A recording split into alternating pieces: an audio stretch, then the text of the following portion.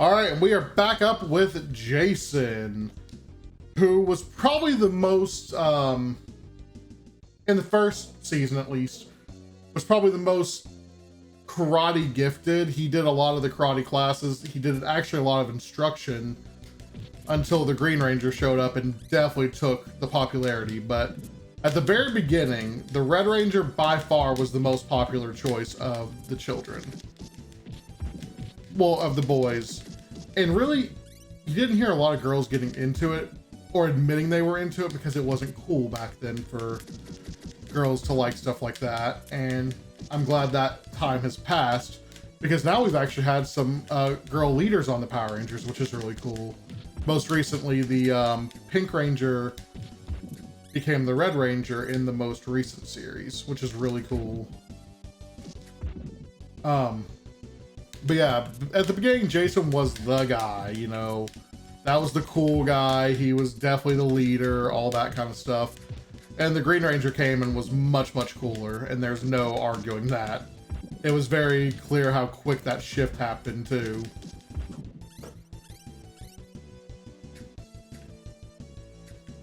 But you see, his karate style is more probably traditional as far as you can represent that in the game. Bro's got a sword now? No problem. We have our passcode, so we know we can come back with more lives, but we also don't want to game over if we can help it. Oh my gosh, all of them have knives now. And you know, it's funny. A lot of people are probably thinking, why don't they just morph at the beginning? And to that I say, welcome to being a 90s kid, because we all thought the same thing every time. They would go out and they would fight as humans first, they would lose, they would then morph until the monster got turned into a giant monster, and then they'd go get their Zords. It was very formulaic, and I loved every second of it. You knew what you were getting every week. You knew you were getting a giant robot battle every week. And yes, I am in fact a fan of Godzilla and Gundams and all the other giant robots and stuff. Who's our boss? Don't recognize him either. Tyrannosaurus! Alright, we are morphed. And look, it's the same exact model as the Pink Ranger, like I was saying. I guess they all do have the same reach. I don't know, I thought the Pink Ranger felt like she had a little bit more reach with her bow.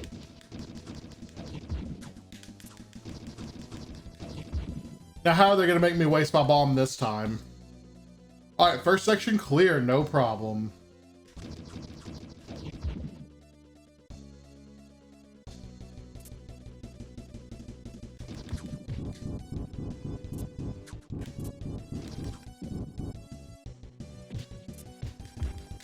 Oh my goodness, are you kidding me?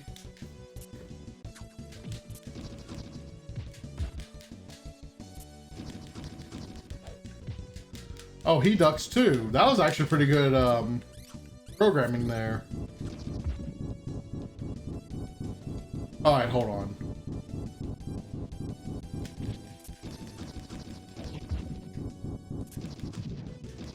Oh, that works.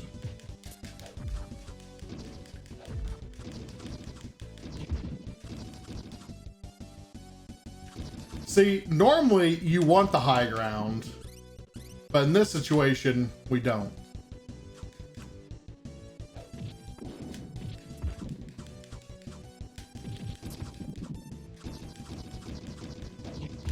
Nah, I see you coming.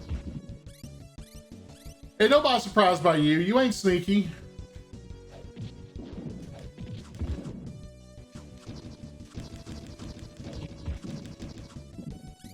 All right. Half health, I would love a health kit soon. Oh my goodness!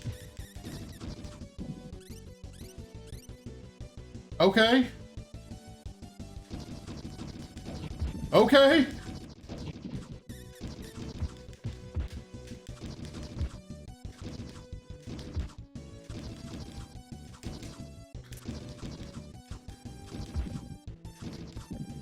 All right.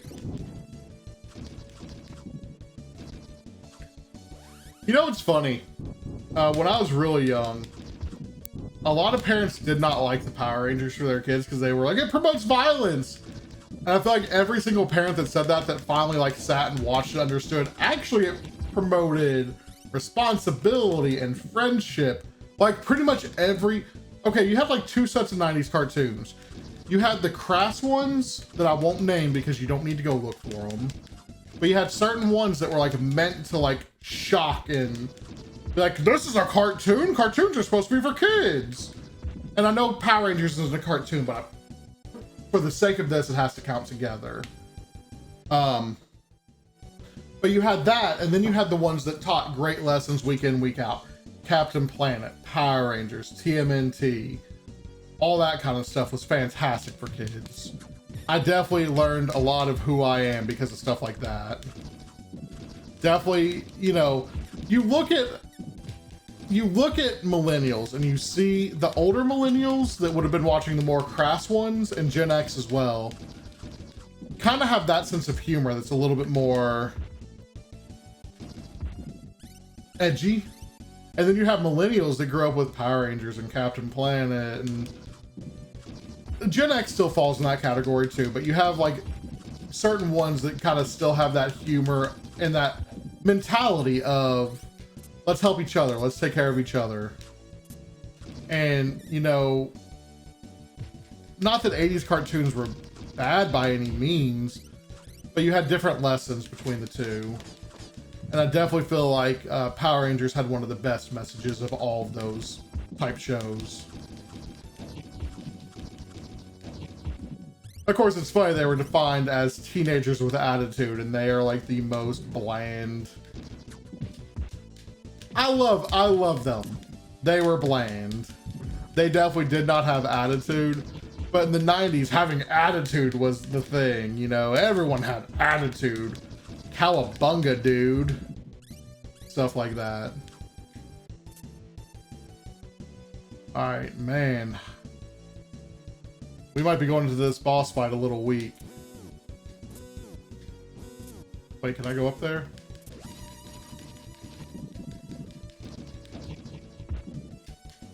Wow. We're just gonna step here. For me not being sure that that's what was gonna happen, I got extremely lucky there.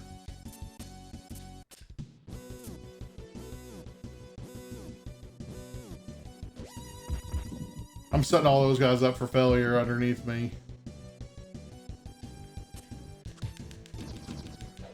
I actually don't think I have enough time to fight. Oh! Whoo!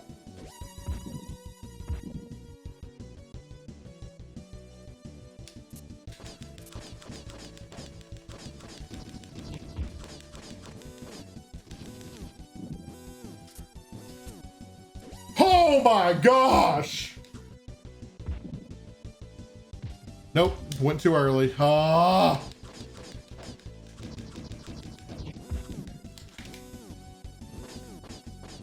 That's how they're gonna get me to waste my bomb, by the way.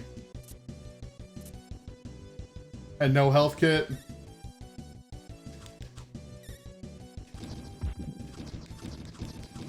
No health kit to make up for it. Man.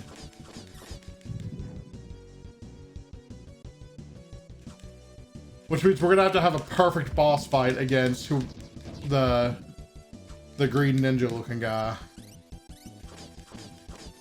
I have a feeling this is gonna be our longest episode to date. Barely any health, no one-ups. I don't know his mechanics yet.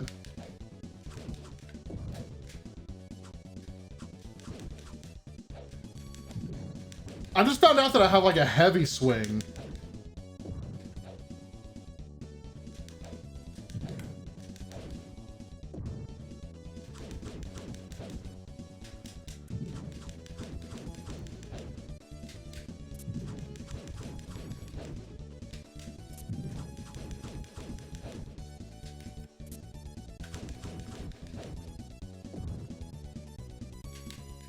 Oh, I don't think I can take a single hit here. No!